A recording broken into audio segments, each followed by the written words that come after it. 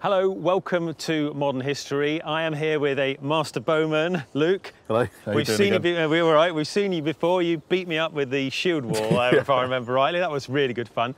We are going to look at the nemesis weapon of the night, the English longbow, and hopefully we're going to have a go at it. And we've got a few targets to try and hit. So, do you want to explain a little bit about the history of the longbow and your experience with it? Sure. Well, firstly, longbow isn't a term that was used back in the day. Right. Longbow comes in around the 1700s. Back in the Middle Ages, when it was really at its height of use, it was just known as either the English bow, the bow, or the war bow, for reasons that it was used purely for war. So, my particular area of expertise is mounted horsemanship, so knights in armour, in lots of steel and stuff. I've obviously got to cross that gap, so I can hit you with my lance if I can get within 12 feet of you, but you can hit me from a lot further away than that, theoretically. So yeah, you're looking at around sort of 240 yards as a sort of average distance. So probably I'd line up 300 yards away just to be on the safe side, right? And then I've got to use the speed of horse to cross that gap while you're loosing your arrows at me. You're not looking to hit that one piece of armour on that one knight. You're looking to hit as many arrows as you can into that big wall of armour moving towards you. The sheer force of that wall of cavalry hitting you is its main destructive force. So if we can disrupt that line before it reaches us, you know, bring horses down, create obstacles for other horses, that's the real effectiveness of the bow. It's not necessarily about punching through armour with every single arrow. It's a numbers game. It's shooting as many arrows as you can into that clump of densely compressed men and just stopping them from coming at you as they want to. You're going to be hitting men, you're going to be hitting horses, you're going to be hitting the ground, I guess, sometimes. But if I am knee to knee with my fellows, there's not much space for your arrows to actually hit the ground. Yeah. So, you know... There's not a lot of area to miss. No. It's a huge target when you're looking at a formation of men. Must have been horrendous. And how many arrows would be shot in one arrow storm? Do we have any knowledge of that at all? We've got absolutely no accurate record. We can say how many arrows were taken on campaign. We know full well in every pitched battle of the 100 Years' War period that all the archers ran out of arrows in every single battle. So they ran out, so they shot everything they had. You shoot until you have nothing left. Obviously, once you've shot all your arrows, you're not going to just stand around on the battlefield. What did the archers do? No, the archers joined in. They were fighting men. The archers were cheap, they were effective. We know they were effective because of what was written, but also just for their sheer number for that amount of time.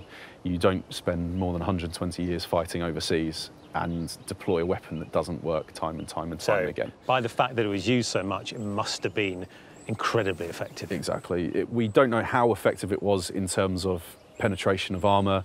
We don't know if the effectiveness was through blunt force trauma when you're actually hit by an arrow, but we know it must have been effective, otherwise why use it? Yeah. You're looking at massive draw weights compared to modern target archery. I think Olympic archery tops out at around 60-pound draw weight. The minimum classification in modern terms for a war bow is anything over 75 pounds draw weight. Over 75? Over 75 pounds, yeah, but a 32-inch draw. That's not that much in comparison to historical bows. Those found on Mary Rose came up in the 70s. They were approximately 120 to 160 pounds as an average weight. There are a few that were enormously above that, but we can't really test them unless we break them. No, exactly. So the bow that I'll be using today is 140 pounds draw weight. 140 pounds 140 pounds at 34 inches, which is my full draw. So kind of mid-range for what we think to be a historical You're making me sound rubbish. I'm going to struggle, I think, with the 75-pound bow, but we'll see what we can do. It's all about practice. Now, there's a little idea we came up with, but we think this is probably a sort of Victorian notion. But let's play with it. What are we doing here? The concept of being able to shoot through a lady's bracelet at 80 paces. I'm not too optimistic myself, but we'll see.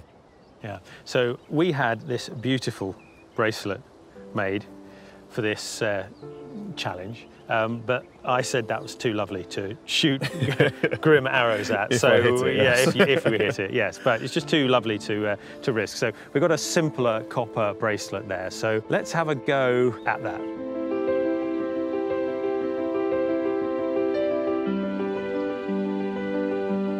Right. It looks like you've got two bows here. There's a big one. I'm not going to try that, am I? Right, we'll start you off on the slightly smaller one to begin with and see how you get on. Now, you say that's slightly smaller. Do you want to explain what that bow is and what the poundage is? So here we've got a self-ash bow, made single piece of English ash. This one measures around 75 pounds at 32 inches draw. It's a kind of lighter weight, the minimum weight for what modern classification of a war bow is. So this is your lightweight war bow, and this is your kind of full weight war bow, which we're going to see. So you want me to try that? Yeah. We'll start you off on a little one and see how we get on. So there you go, that's yours for now. So tell me, so the arrow goes on this side. Yep. Where would I put my hand, sort of? So as a right-handed archer, you're going to hold the bow with the left hand, just underneath that little cross there, that's your arrow pass. Right. You're going to turn left side of your body towards the target, so you're going to have to turn around for us. That's the one. And you're just going to align your feet so that your back toe and your front toe are pointing in a straight line straight towards the centre of the target. So not quite like that, just twist them so that they're side on, that way. That's it. So at the moment, if you follow the path of your feet, that line there should point towards the centre of the target. Right. That's it, perfect. Okay. There you go. So now you're ready to load up. You're quite across the... Yeah, it's a side on to the target. It's not facing forwards. You're completely side on. You're aligning your entire body with the target. Yeah. So here's your arrow. You see it's got a grey cock feather there, so that's going to point upwards away from the bow. Because there are 3 feathers, one's got to stick out. Exactly, yeah. So it doesn't collide with the bow as you loose. Perfect, little click there. Clicks on, yeah. And then you're going to use 3 fingers, first 3 fingers on your right hand, 1 above, 2 below, in what's known as a Mediterranean draw. And that's going to come all the way back, slightly shorter arrows here, so it's going to come back to the corner of your mouth, sight down the arrow, and then straight into the bullseye. That's the theory. That's the one. Let's have a go. Here we go. Oh, I tell you what, that didn't go far enough, did it? Scared the rabbit. Yeah. Right. Should we try another? Yep. What you want to try and do with your back arm, instead of pulling down, you're going to pull up. So your elbow should be in a nice straight line to the corner of your mouth. Why is it? So am I putting? You're pinching on the arrow, so you're focusing on the arrow. Try drawing the string rather than the arrow. Okay.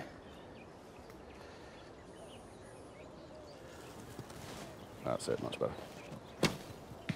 Oh, it's on target. Again, just as you draw, you're very hunched in, and you're sort of pulling like this across your body, like this. Right. Try and roll that whole shoulder upwards. Try and use your chest and your back muscles as much as you can. So. Not touching the arrow, so I've got to... Much better.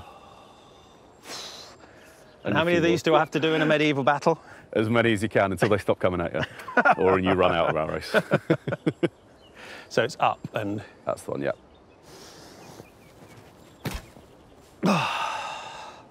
Should we try one more? One more. Couple more, maybe. 2 more for the full half dozen. For the last one, I want you to focus on, when you draw, push with your front arm as much as you pull with your back arm. Okay. Because then you'll use both your chest and your back at the same time. Okay. If you set your arm up and then pull, your right arm's doing all the work. Right, okay. So you're going to try and push and pull at the same time. That's it. Nice.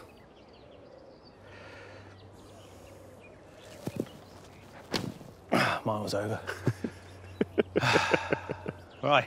Thank you very much. Thank you very much. You must have practiced a lot, sir. Yeah, I've been doing this since I was a kid, for years and years. Which is exactly right, really. Yeah. Historically, you're looking at starting around the age of 8 and 9, practicing by law 3 hours every week until you're proficient with something of this draw weight. That's fantastic. That's just, the energy going through that is just extraordinary. Should we go and have a look then? Yeah, see what it is.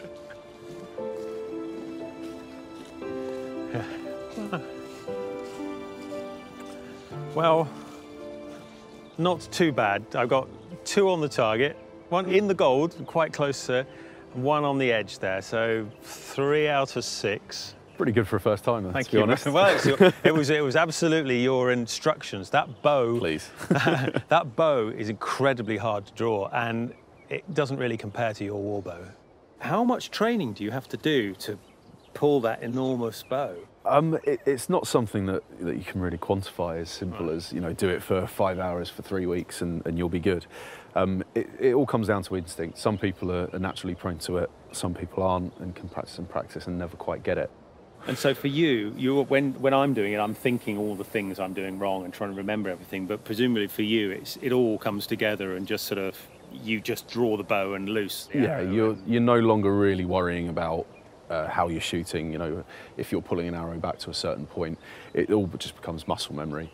You look at what you want to hit, and 9 times out of 10 you don't, but when you do hit it, it's great.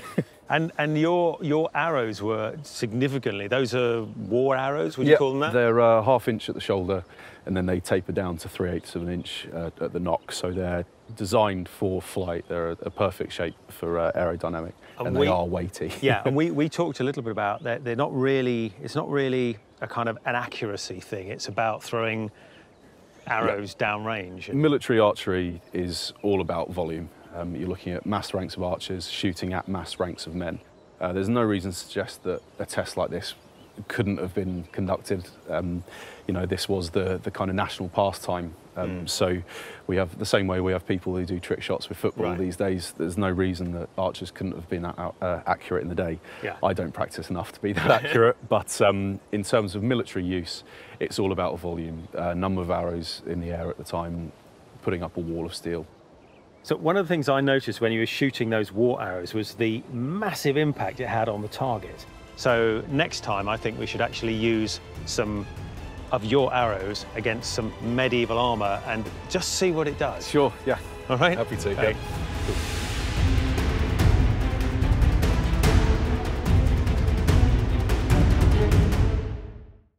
Thanks for watching. Please like and subscribe, and don't forget to use that notification button, and we'll see you next time.